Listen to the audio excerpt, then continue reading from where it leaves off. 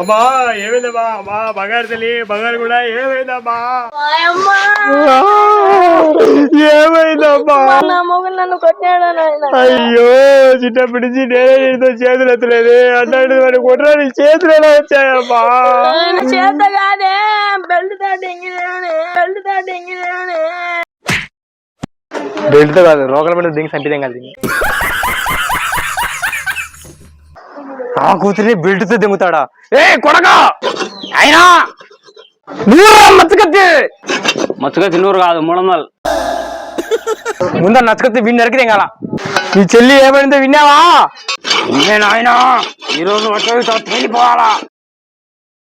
ఏం పోయి మా మీరు కొట్టేమంట? చిన్నప్పటి నుంచి మా మీద నేనే కొట్టలే, అట్లాంటి నువ్వు బెల్ట్తో కొట్టేవంట. మేము లేనప్పుడు కొట్టడం కాదు, దమ్ముంది ఇప్పుడు కొట్టు చూద్దాం.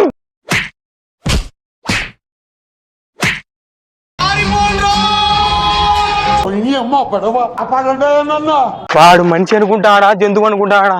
ఆడపిల్ల ఈమె కొట్టినంటే ఇంకా మనల్ని ఏ రకంగా కొట్టరు. పరిగెత్తు.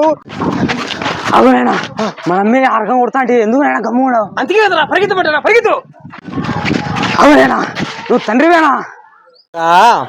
ఇప్పుడు వాళ్ళ మొగుడు కొట్టినని ఇంటికి వచ్చింది, రేపు తిట్టిందని ఇంటికి వచ్చేది. నువ్వు పోయి కొట్టినావనుకో, రేపు సంసారం చేయాల్సింది ఎవరు? మన అమ్మే కదా.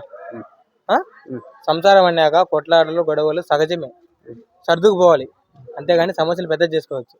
అందుకే ఆడిపోయి కుట్టించి మళ్ళీ దెంకోవచ్చాను. ఎందుకు? వాళ్ళు మాట కూడా సర్దుకుంటారు. కొట్టినా మా వాళ్ళు రాలనుకోండి.